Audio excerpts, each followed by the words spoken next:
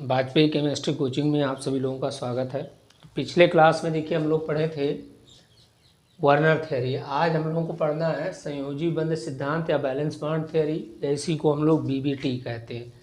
कि ये स्ट्रक्चर जो वर्नर थ्योरी ने उपसहसंयोजी यौगिकों की संरचना की व्याख्या के लिए अपना सिद्धांत दिया था, उसमें कुछ चीज़ें वर्नर के द्वारा बताया नहीं गया था। तो उस कमी को दूर करने के लिए बाद में आई संयोजी बंध सिद्धांत। इस सिद्धांत की बीबीटी का प्रतिपादन 1930 ईस्वी में लिनियस पॉलिंग ने किया था। किसने किया था? लिनियस पॉलिंग में।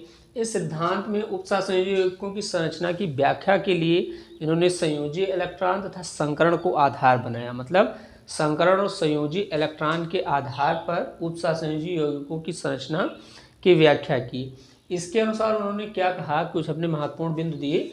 इसमें पहली बात इन्होंने कहा कि जो हमारा केंद्रीय धातु परमाणु होता है, केंद्रीय धातु परमाणु होता है, वो अपनी समन्वय संख्या के आधार पर या जितनी उसकी समन्वय संख्या होती है उतनी संकरित कक्षक को उपलब्ध कराता है। यानी केंद्रीय धातु जो परमाणु होगा उपसहसंयोजी यौगिक में, वो क्या करेगा कि अपनी समन्वय संख्या के अनुसार संकरित कक्षक या संकरित खाली कक्षक को उपलब्ध कराता है, ताकि उससे लिगेंड क्या करे, इलेक्ट्रॉन को दे करके उपसहसंयोजी बंध का निर्माण कर सकें। सेकंड पॉइंट उन्होंने कहा कि जो हमारा केंद्रीय धातु परमाणु होता है, संकरण के लिए n-1d कक्षक यानी अंतःकक्ष का ns, np, nd कक्षकों का उपयोग संकरण में करता है। तो पहला पॉइंट उन्होंने ये बताया कि जितनी उसकी समन्वय संख्या होगा उसके अनुसार क्या करेगा, वो संकरित कक्षक को उपलब्ध कराएगा।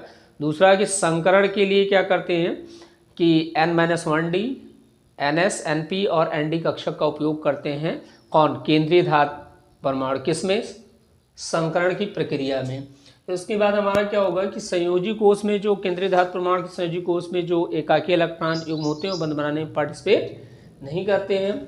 फिर यदि मान लीजिए जटिल आयन के पास क्या है, अयुग्मित इलेक्ट्रॉन है, जटिल आयन के पास क्या है, अयुग्मित इलेक्ट्रॉन है, तो उसके लिए वो क्या होगा, वो यौगिक हमारा अनुचुंबकीय होगा, पैरामैग्नेटिक होगा। और अगर कंपाउंड के पास क्या है कि युग्मित इलेक्ट्रॉन है तो वो हमारा प्रतिचुंबकीय होता है। वो कैसा होता है? प्रतिचुंबकीय। और अगला पॉइंट, तो इसको एक बार देख लीजिए। अब इसमें और कई सारी बातें बीबीटी के अकॉर्डिंग बताई गई है, तो इसको देखिए थोड़ा सा।